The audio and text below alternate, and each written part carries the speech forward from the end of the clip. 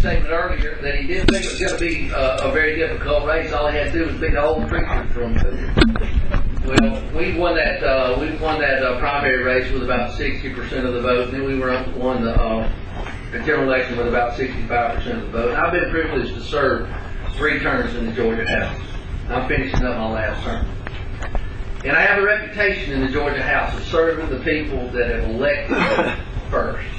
I learned very early on, if I was going to serve the people in Thomas and Grady County that sent me up to Atlanta, that I had to learn how to say no to the governor, that I had to learn how to say no to the speaker.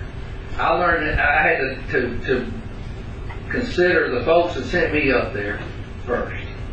And that's what I've been doing. I didn't care whose bill it was. If it wasn't good for my district, then I voted no against it. Which brings me to where I am today.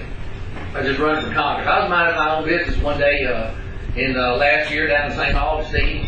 I had my grandkids. My wife has 2 sisters, and all their families get together. It used to be just us couples, and 25 years ago when we started, but we go to the same place every year.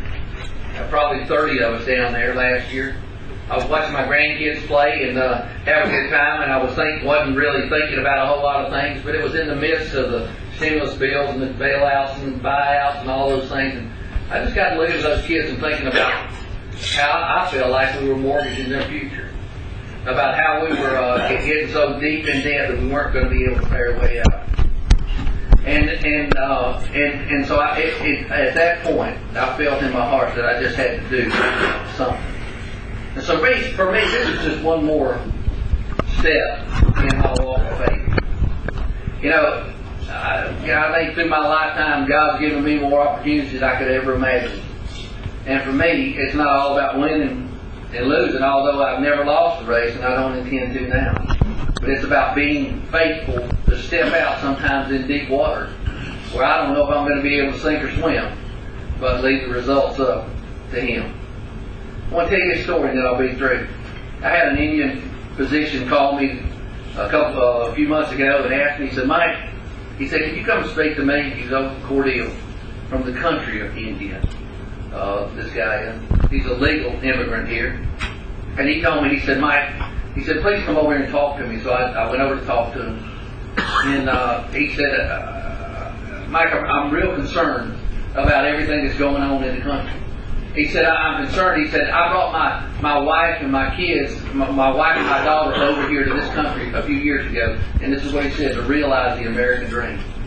He said, this is the greatest country in all the world. And this man was as passionate about the United States of America as any native-born American I've ever seen.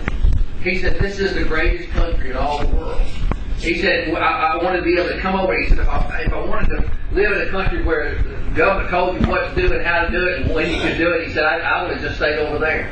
He said, but I wanted to come to a country where I could realize the American dream. He said, Mike, in India, we have a saying. He said, the saying is this. He said, if you have an enemy, you don't fight him.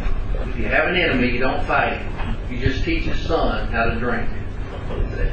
You think about that. It'll take a while, but he'll get it before it's over. He said, Mike, when that son becomes addicted to alcohol, he said that family is finished. And he said, one of the things I see, these are his exact words, he says, is the government right now is trying to get everybody addicted to eating and drinking off the government table. And he said, when that happens, then we're done. And I had to step back and ask myself the question, are we just going to stand by and let that happen? I'm not going to. I'm trying to do what I can. And I appreciate you allowing me to come and tell you today that that's how a preacher gets involved in politics. Thank you very much. I appreciate it.